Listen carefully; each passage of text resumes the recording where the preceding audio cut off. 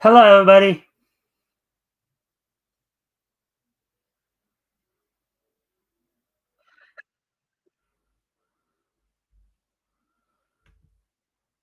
All right, so welcome to this very special edition, the special late edition of the Mikestand. Let me get, let me get, you know, the elephant in the room out of the way first. And I'm sure everybody's wondering, well, why am I doing this show so late tonight? Well, unfortunately, I had some technical issues earlier in the day with my computer where it was kind of acting funky. Um, did have a friend look at it. We thought we had it fixed, and then it wasn't fixed. And then so I finally decided to just turn it off for a little while, and now it does seem to be working fine now. So oh yeah, so that's pretty much what happened. My computer was kind of going funky, but hopefully everything's fixed now. Of course, if you guys haven't already, you guys can help out by liking and sharing the stream. See if we can get some more friendly people in here to engage. That'd be appreciated. Also, if anything here grabs your attention, feel free to comment or ask questions, and I'll try to answer the questions to the best of my ability. So, as I said, just had some technical issues with my computer. Basically, what was happening was this afternoon it started slowing down, and then it would just it would just shut off on me. It would crash on me. When it's particularly when I use the so I don't know what was going on, but hopefully now everything's fixed with it. So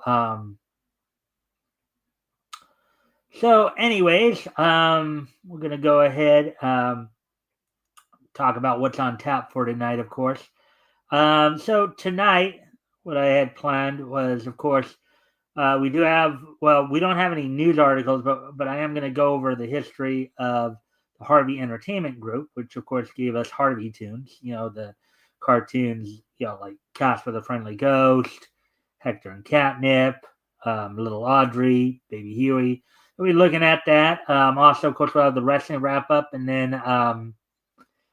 we'll talk about, of course, last night's Raw results. Talk about what was going to be going down on NXT tonight, and then do a quick little preview of AEW tomorrow night's AEW Dynamite. Plus, we'll have this day in each history at the end of the show. Let me just do something here real quick.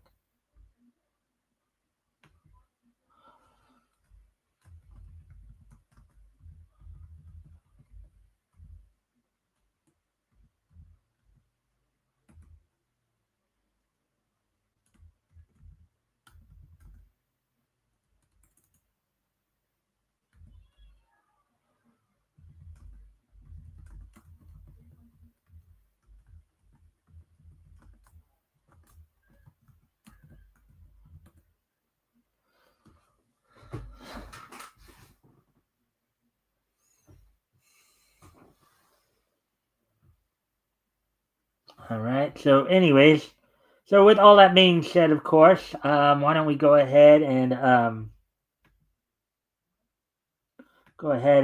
get started on our feature presentation, as it were. Talk about the Harvey Entertainment Group tonight. Again, I'm sure many of you grew up watching Harvey Tunes, the Harvey Tunes show, and watching some of the various characters like Casper the Friendly Ghost, Little Audrey, Baby Huey, Hector and Catnip, Buzzy Crow, Mohair, and Tommy Tortoise. So why don't we go ahead and get to talking about this? So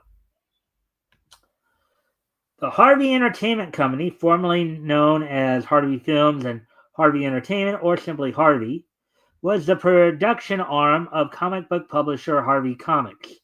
So basically, these cartoons, as some of you may know, were based on the comics that were published, throughout the golden age, and into the into the silver and even bronze age.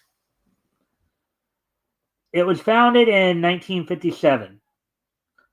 A majority of the company's assets were purchased by Classic Media, currently owned by NBC Universal, in 2001 under the in-name subsidiary Harvey Entertainment Incorporated, while the remains of the business, including the live-action film division, were folded within Echo Bridge Entertainment.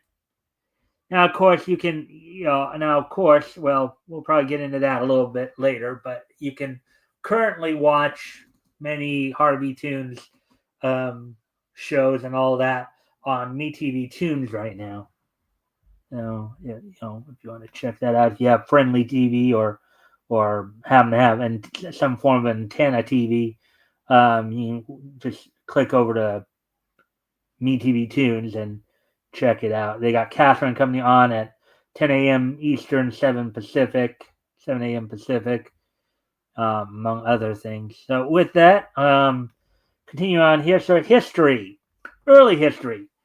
In the early 1960s, they created Harvey Funnies, the original entertainment company, to produce the new Casper cartoon show. Now, prior to that, of course, prior to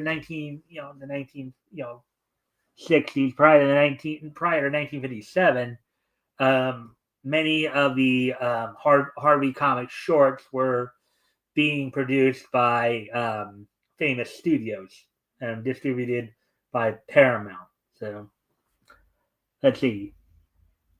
Harvey Films versus Columbia Pictures. On October 28, 1986, Harvey Films filed a lawsuit against Columbia Pictures, claiming that the logo for the film Ghostbusters was similar to the logo for the Ghostly Trio. Specifically, the ghost in the logo was similar to Fatso, and Columbia argued that Fatso was only a portion of their, at the time, renewed trademark. And there were 3 ghosts instead of just one. The court argued that the logos are largely dissimilar in that the Ghostly Trio had only the words of the trademark, and the 3 ghosts, while the logo for Ghostbusters has a sign for prohibition with only the torso and head of only one ghost. The expressions are different, with their ghosts being mischievous or evil facial expressions, while the other is bewildered, the court said. So I think they're talking about what we know of today as the real Ghostbusters, the one based on the live-action movie, not to be confused with Filmation's Ghostbusters. Anyways, again, if anything here grabs your attention, feel free to comment and or ask questions. I'll try to answer the questions to the best of my ability. Also, if anything here also, if you haven't already, if you guys can like and share the stream, see if we can get some more friendly people in here to engage. That'd be appreciated as well.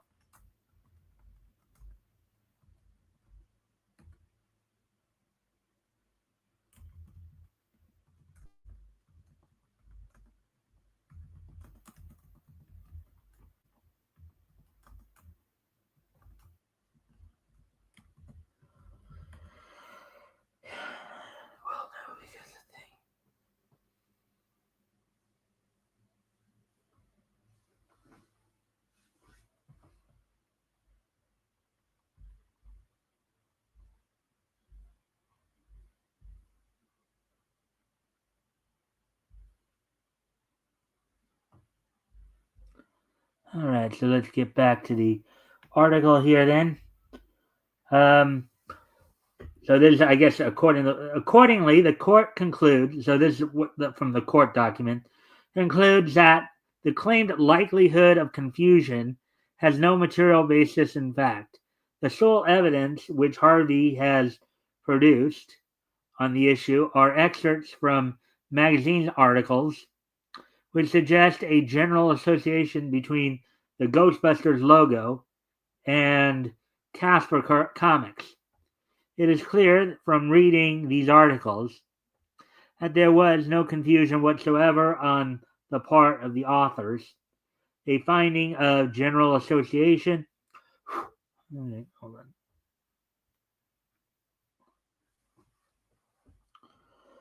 on.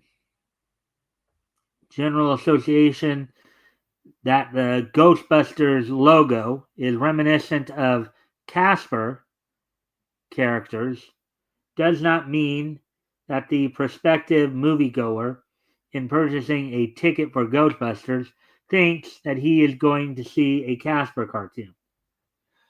Granted, now here's kind of where that can get a little tricky too, which may have also been in Harvey's at least thought process. Yes, granted, most people probably would not have generally thought that, if you go to see the Ghostbusters movie, the live action movie, that you were going to see that it was going to be a Casper cartoon. That is most likely true. However, and I think it even goes even to this day, right?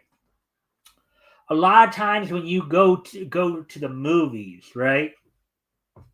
Even before they as people are coming into the theater, they usually have stuff going on the screen even before the feature film.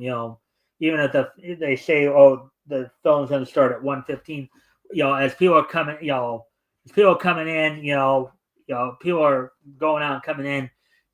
Usually now back in the golden age, what used to happen, of course, is they'd have a whole bunch of stuff. They'd usually have a cartoon short, a travelogue, and a newsreel as kind of the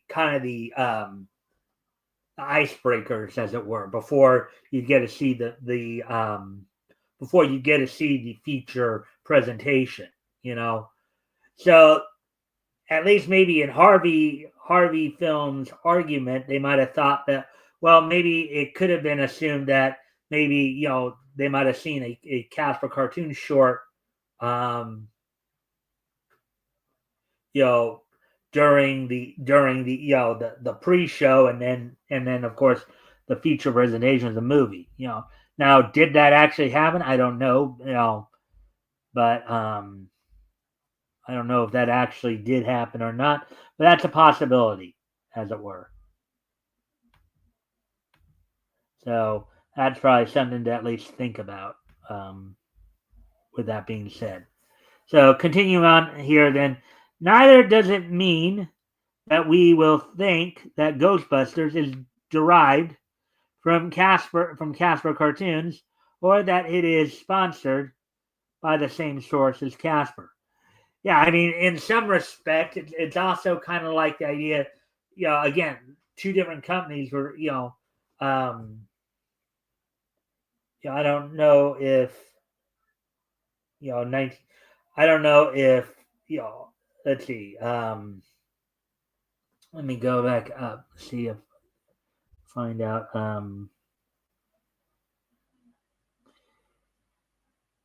yeah. So it wasn't until 2001 that they were sold out, but I'd imagine that that it's possible that that Paramount still had the rights to Casper at the time, to distribute Casper at the time, while maybe Columbia. So even with what I just said, even if they did, chances are that wouldn't happen anyways, because I think Columbia, if they were going to show cartoons, it would have been most likely like Screen Gems, UPA stuff, like some stuff like Mr. Magoo or Gerald and Boing Boing, right? Those particular type of cartoons, if they were, The court dismissed the case for not violating their trademark. Later history. In 1989, Jeffrey A. Montgomery purchased Harvey with Universal Pictures, securing a 10% stake. So the interesting thing about that was Universal was the longtime distributor for Walter Lantz and Woody Woodpecker. the Woody Woodpecker cartoons by Walter Lantz. So, um, among Woody Woodpecker, Andy Panda, Chili Willy, Barry Family, all of those. Securing a 10% stake in exchange for producing films based on Casper and other select Harvey properties. On May 29, 1996, Harvey commissioned Saban Entertainment to produce new direct-to-video material based on Casper and Richie Rich, with 20th Century Fox Home Entertainment secured as distributor. Yeah, I remember. You can actually see some of those 1996 Richie Rich cartoons, again as part of Casper and Company show on MeTV Tunes.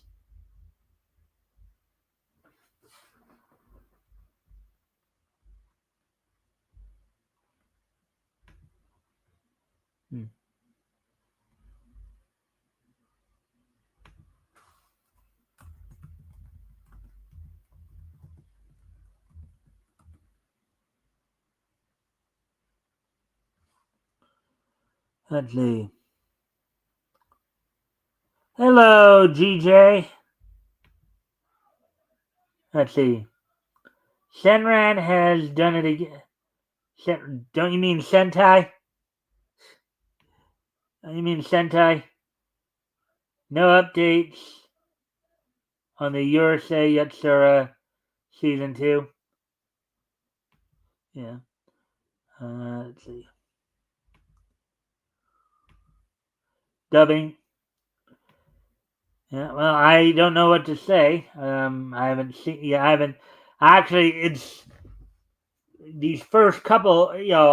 These first couple weeks in November here have been pretty quiet on the niche front as a whole. Niche news front as a whole. GJ. I think particularly here in the, I don't know if you live here in the States or not, but I think the outcome, of course, of the presidential election has taken up much of the news space in these couple weeks, the last couple weeks here.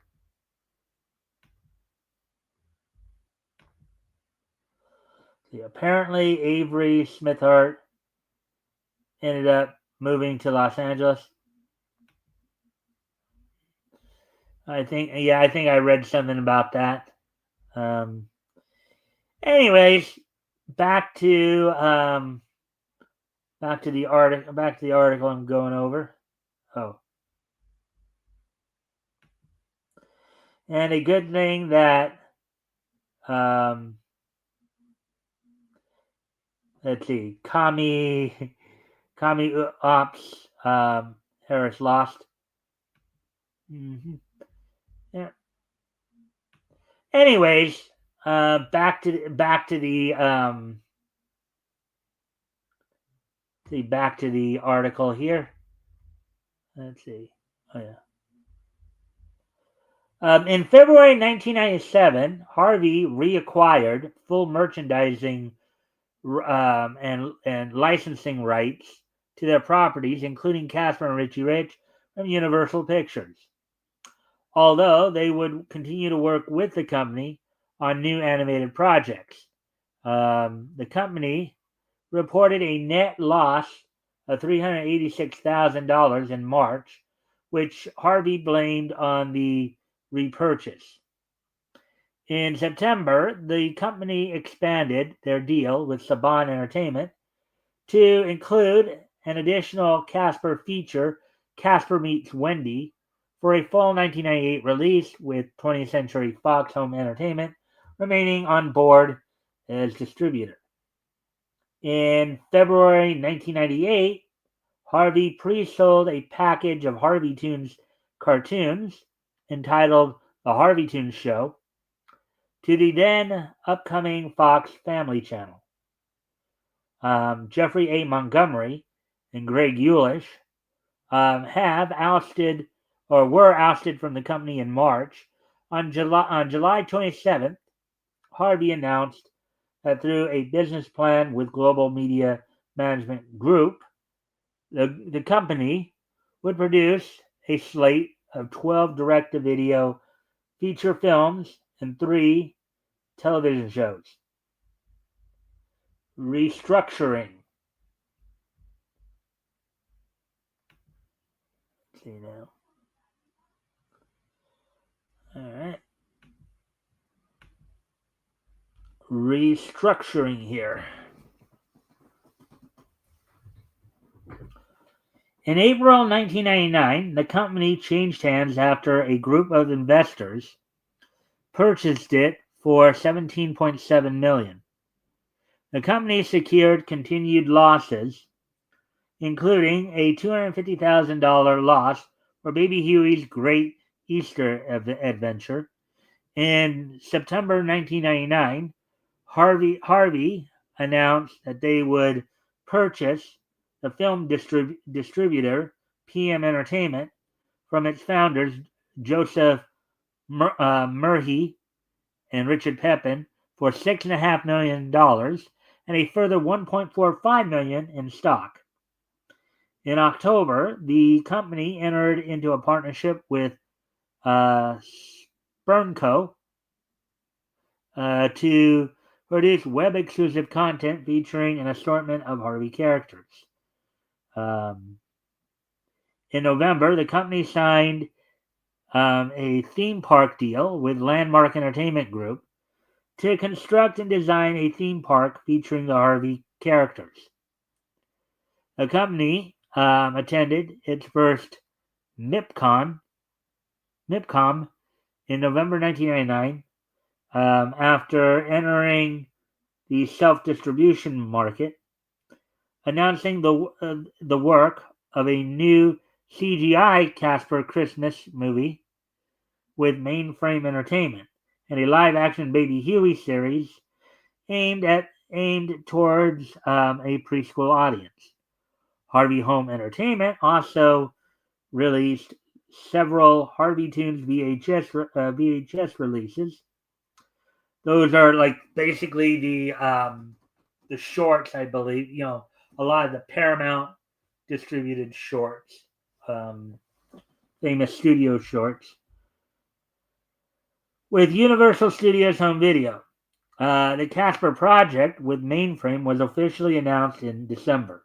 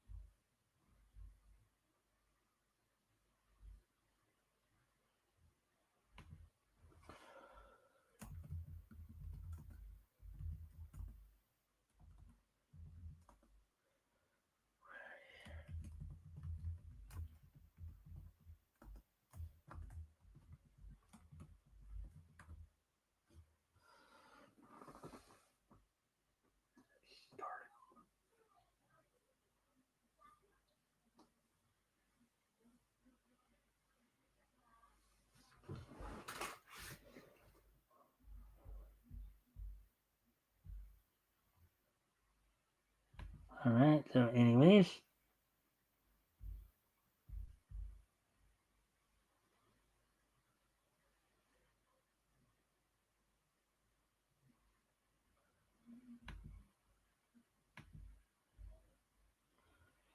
All right, so anyways, as we continue on there. Harvey's purchase of PM Entertainment was closed in January 2000, with PM becoming a fully owned subsidiary of Harvey. In February, the company launched a new subsidiary, Harvey Fashion LLC, as a joint venture with PG Capital. Harvey Fashion would manufacture, sell, and market apparel collections based on classic Harvey characters. So basically, if you wanted like a shirt or a pair of pants that with maybe one of the Harvey characters' logos on it, you'd go through Harvey Fashion. The company engaged in third-party distribution in April 2000 by becoming the international sales representative and distributor of animation studio Film Roman. In May, the company acquired television rights to the website Walter Miller's homepage, allowing Harvey to branch off to primetime television. Universal acquired North American distribution rights to Casper's Haunted Christmas in June. In the same month, Harvey entered into a worldwide licensing agreement with Hearst Entertainment, with the latter handling merchandising and licensing to bring the Harvey classics over to a new generation. At the beginning of August, the company secured a deal with the website ThinkBox to add its characters to ThinkBox's kids portal, with Harvey also receiving an equity position in ThinkBox. On August 17th, the company purchased North American distribution rights to the movie A Monkey's Tale from Pearson Television International. All right. So, sale of assets to Classic Media.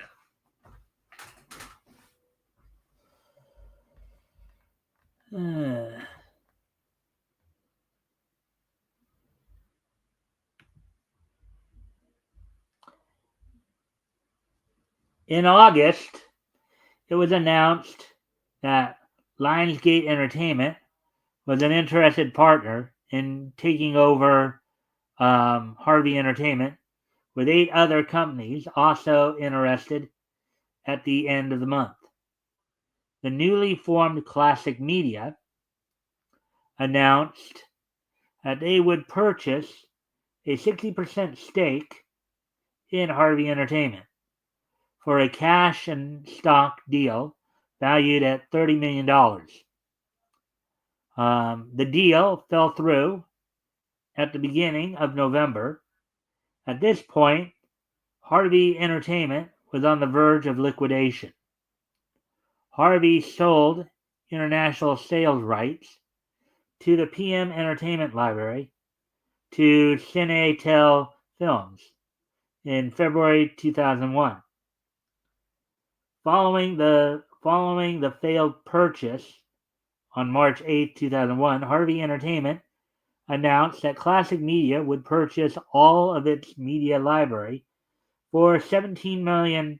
The deal would include Harvey's entire library of classic characters, film library, print materials, and the Harvey brand and logo. Among others, the Harvey Entertainment Company, in parentheses, including PM Entertainment, unparenthesed, itself would not be included in the sale and would be renamed after the sale is closed. The deal was verified by the two businesses in May, and the deal was closed in June of that year. Classic Media formed a subsidiary entitled Harvey Entertainment Incorporated to hold all copyrights to the Harvey catalog.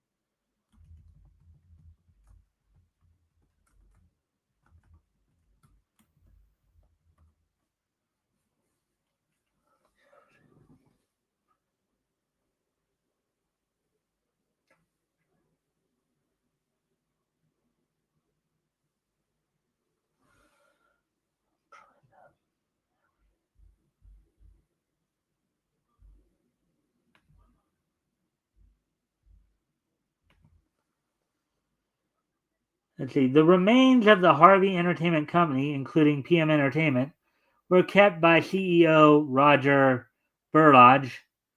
2 years later, he sold PM Entertainment and its library to a group of investors, also purchased out the assets of Cinetel Films with the Echo Bridge Entertainment.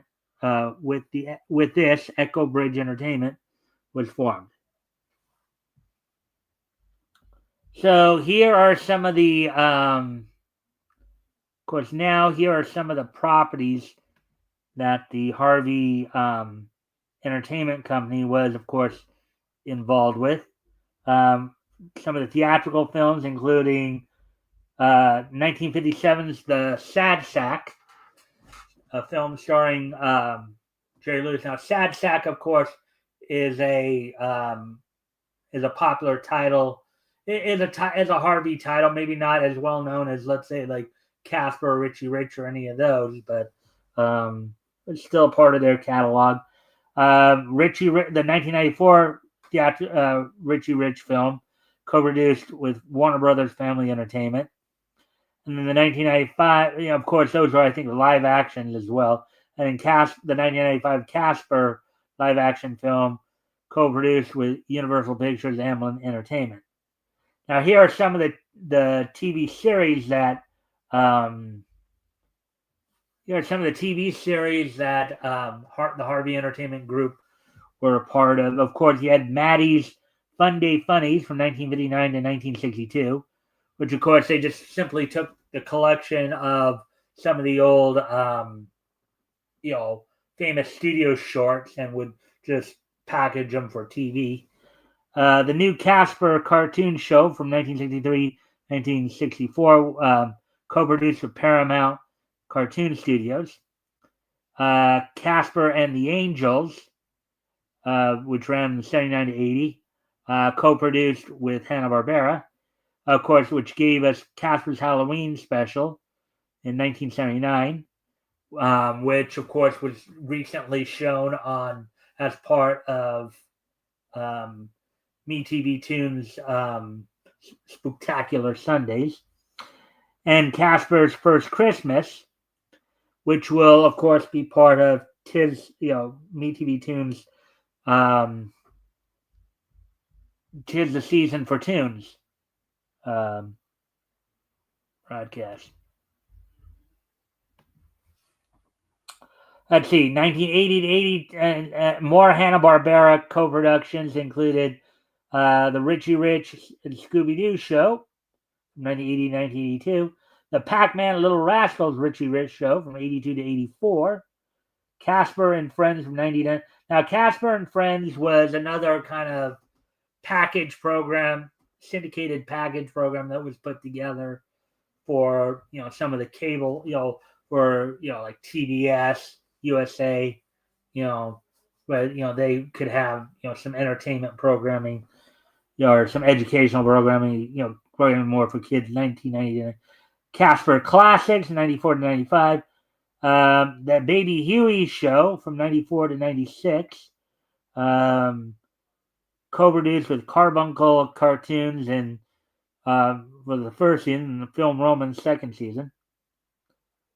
The 1996-98 Casper cartoon, The Spooktacular New Adventures of Casper, co-produced with Amblin Entertainment and Universal Cartoon Studios. I believe that might have been a CGI production. If I think, maybe, I'm not sure though. Richie Rich, the 1996 Richie Rich, co-produced with Film Roman, and then the Harvey Toon Show in 96, another kind of package program. Some direct-to-video selections include Casper: Spirited Beginning, co-produced with Saban Entertainment, distributed by 20th Century Fox. Casper Meets Wendy, and another Saban Entertainment co-production, distributed by 20th Century Fox. Richie Rich's Christmas Witch in 1998. Again, Saban Entertainment co-production with Warner Home Video. Baby Huey's Great Easter Adventure, distributed by Columbia TriStar Home Video. self-distributed overseas, and Casper's Haunted Christmas in 2000, co-produced with Mainframe Entertainment, distributed by Universal Studios Home Video. So that's pretty much all we got to cover from the Harvey Entertainment Company. So, of course, with that, now we're at the 35-minute mark. So I think I'm going to start to move things along here. So we're going to talk a little bit about, of course, what happened on last night's Monday Night Raw, as well as talk about what was going to, what was scheduled to happen on tonight's NXT, and look ahead to tomorrow night's Dynamite as well. Let me just find the cursor here. Okay.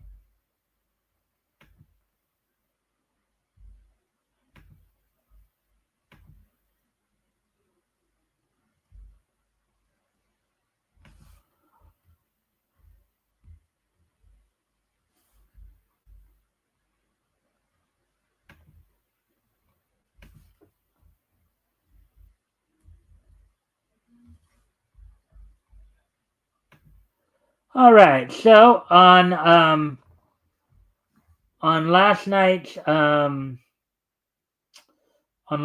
Monday Night Raw,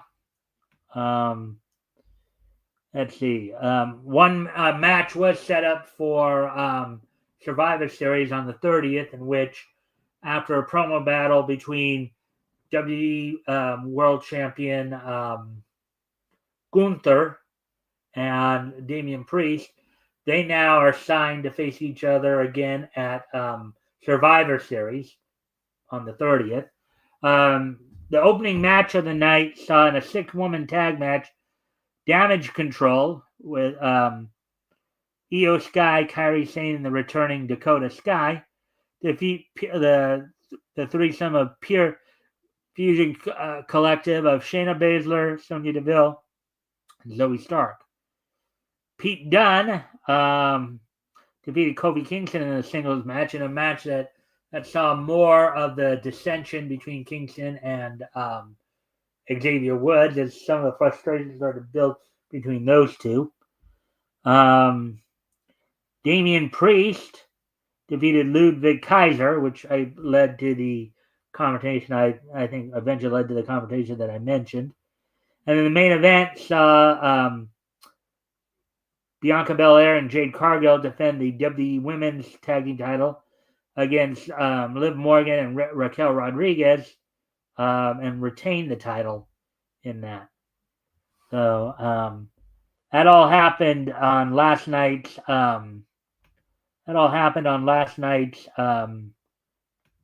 Monday Night Raw. And now looking ahead to tonight's NXT. I'm going to go over what will be going on NXT tonight. From, of course, the development, the W Performance Center in Orlando on tonight's episode of NXT. 2 qualifying matches for the Iron Survivor Challenge, in which the first match, Cedric Alexander will be taking on Wes Lee. And then, on the women's side of it, Cora Jade will be taking on Sol Ruca. In a women's tag team match, the Meta Girls of Jakara Jackson and Lash Legend will be taking on the two newest members of the NXT women's roster, Julia and Stephanie McCurr. Nikita Lyons takes on Adriana Rizzo of The Family. In a match for the women's North American title, Fallon Henley, with JC Jane and Jasmine Nix in their corner, defends against former champ Kalani Jordan.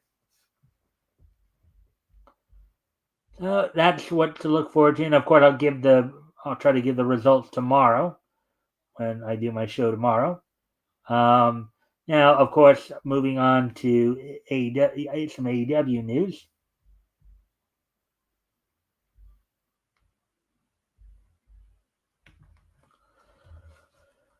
As as of course All Elite Wrestling is preparing for its Full Gear pay-per-view on the 23rd, so a week from this Saturday. Of course, Survivor Series 2 weeks from this Saturday. Let's take a look at what to expect on tomorrow night's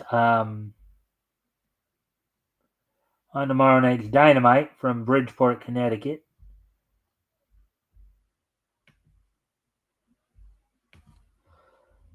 From the Total Mortgage Arena in Bridgeport, Connecticut, Penelope Ford will be taking on the returning Dr. Britt Baker, having been on hiatus for about a month here since her last little mini run. In a Falls Count Anywhere match, Lance Archer tries to prevent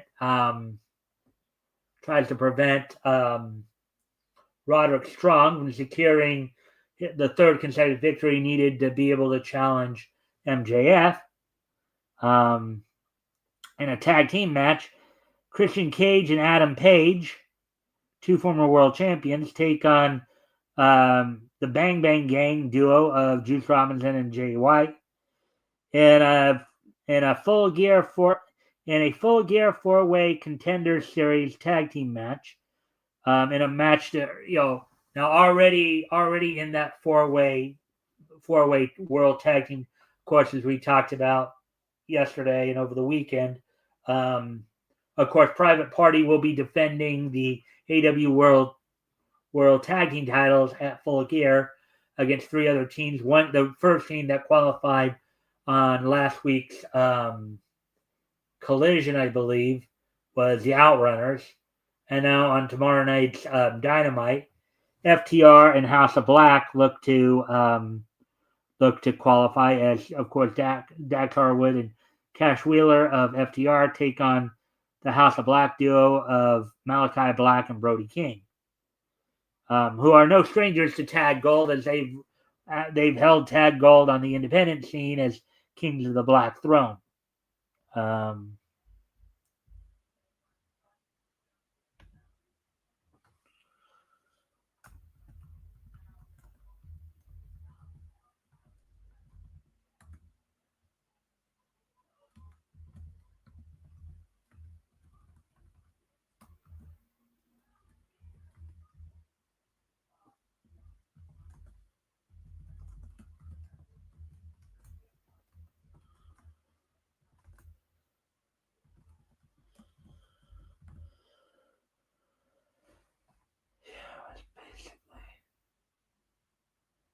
All right, so also Swerve Strickland takes on Leo Rush, answering Leo's challenge as Leo looks to impress MVP in the Hurt Syndicate. As Swerve Strickland continues to prepare for his match with Bobby Lashley at Full Gear. In a non-title match, Konosuke, AEW International Champion Konosuke Takeshita looks to stop Adam Cole's momentum and looks to prevent Adam Cole from gaining his third consecutive victory to have a chance to face off against MJF for Full Gear. So there we go with that, everybody. Well, that's it for the wrestling wrap-up. Oh,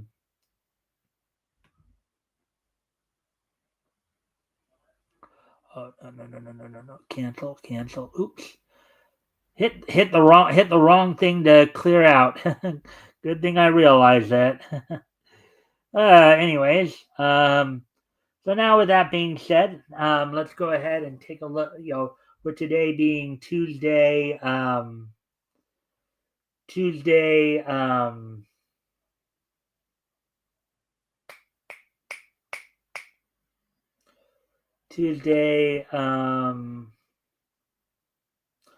November 12th. Let's take a look back at this day in Neat history.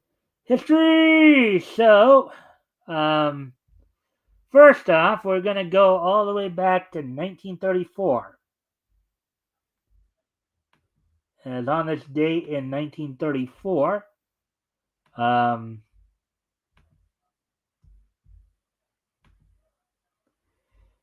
let's see, Universal Pictures Spring in the Park. Okay, Walter Lance Productions. Walter Lance's Spring in the Park, distributed, of course, by Universal Pictures. Premiered in movie theaters. It was an Oswald the Lucky Rabbit cartoon, with Walter Lance providing the voice of Oswald the Lucky Rabbit, and Tex Avery providing the voice of Pete, of course, uncredited. So on this date in 1934, 90 years ago today, um, Walter Lance's and Universal Pictures Spring in the Park when premiered in movie theaters on this date in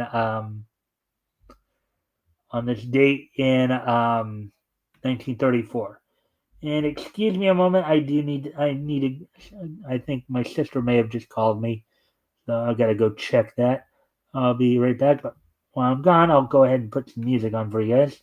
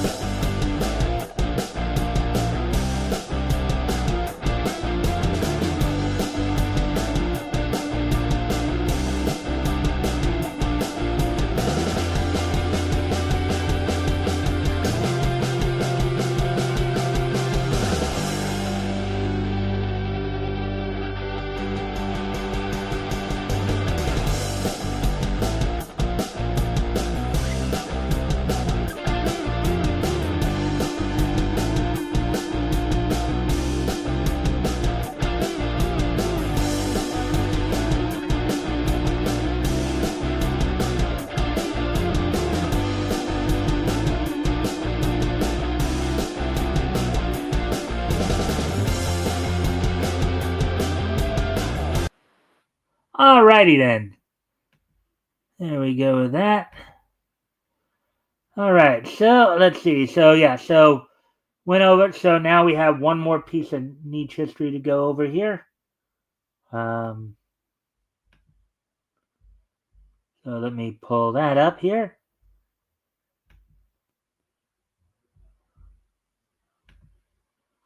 All right, so on this date back in 2003, 21 years ago today, the 20th issue of the fourth volume of Captain America from Marvel's Marvel Knights imprint went on sale on this date back in 2003.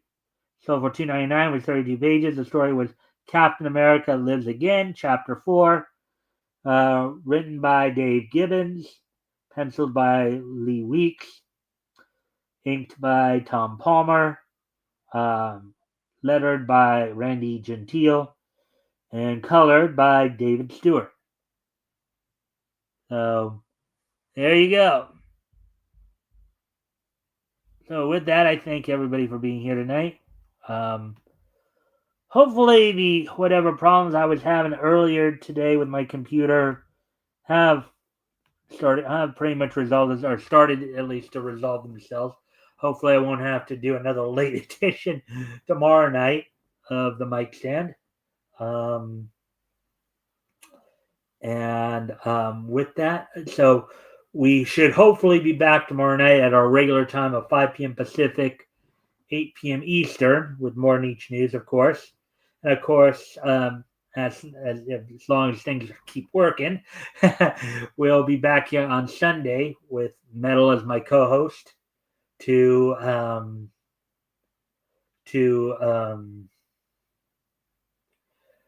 go back in time to go take our trip down Comics History Lane as we go back to March of 1940 or April of 1940. Look back to comics that went on sale from what was known at the time as MLJ Enterprises, what we know of today as Archie Comics. We'll be, of course, continuing to go over the Monsconian Menace storyline, among other things. So with that, I thank everybody for being here, and I hope to see everybody back here tomorrow. Bye.